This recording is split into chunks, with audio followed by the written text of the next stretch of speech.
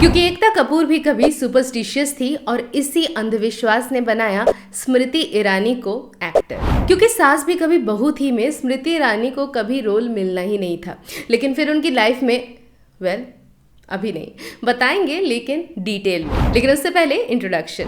Hello, मैं हूं तनुश्री और आप देख रहे हैं वेरी इंटरेस्टिंग। तो मॉडलिंग के बाद स्मृति ईरानी एक्टिंग में अपनी किस्मत आजमाने के लिए बालाजी के पास गई। उनका सिलेक्शन भी हो गया, लेकिन क्योंकि सास भी कभी बहू थी के लिए नहीं बल्कि एक और किसी सीरियल के लिए उन्हें एक साइड कैरेक्टर रोल के लिए सिलेक्ट किया गया था। लेकिन स्मृति ईरानी को उसमें भी संतुष्टि थी and she was very happy. और इसी कैरेक्टर रोल के सिलसिले में वो बालाजी के ऑफिस गई थी, कोई पेपर वर्क करना था और वो बस अपने सारे पेपर वर्क कर वापस लौट ही रही थी कि इतने में एकता कपूर अपने केबिन से दौड़ते हुए स्मृति ईरानी की तरफ आई और उनसे कहा, हे यू कम इनसाइड। पर क्यों, ऐसा क्या हो गया? दरअसल केबिन के अंदर एकता कपूर अपने एस्ट्रोलॉजर के साथ मीटिंग कर रही थी और वो एक सी थ्रू ग्लास था, यानी कि अंदर के लोग बाहर देख सकते थे, बाहर के लोग अंदर नहीं देख सकते। दरअसल उन दिनों एकता कपूर बहुत ही सुपरस्टिशियस थी, वो बहुत सारी चीज़ें फॉलो करती थी, चाहे फिर वो के अक्षर से उनके सारे सीरियल्स और फिल्मों के नाम हो या फिर अलग अलग तरीके की ताबीज़ और हाथ में अलग अलग धागे बांधना हो।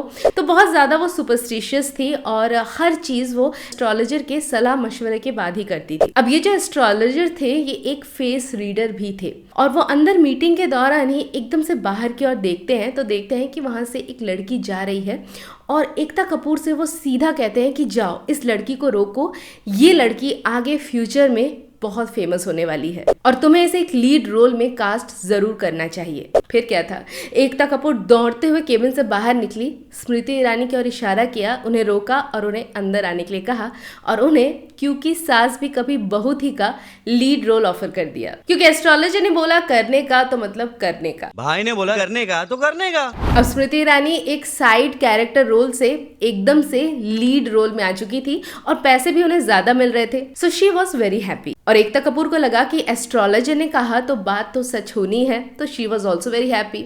और एस्ट्रोलॉजर ने खुद ही कहा था, so he was of course happy too. और इस तरह से स्मृति ईरानी घर घर एक फेमस नाम बन गई अपनी चेहरे की वजह से, जो एक फेस रीडर ने पढ़ी थी। वैसे आपको क्या लगता है, क्या ये सिर्फ एक फेस रीडर की वजह से हुआ है? क्योंकि उस जमाने में एकता कपूर के लगभग सभी सीरियल के सभी कैरेक्टर फेमस हो रहे थे और वो जो भी सीरियल बना रही थी वो सारे हिट हो रहे थे। इनफैक्ट जब अमर उपाध्याय मिहिर का कैरेक्टर प्ले कर रहे थे तो वो भी फेमस हुए।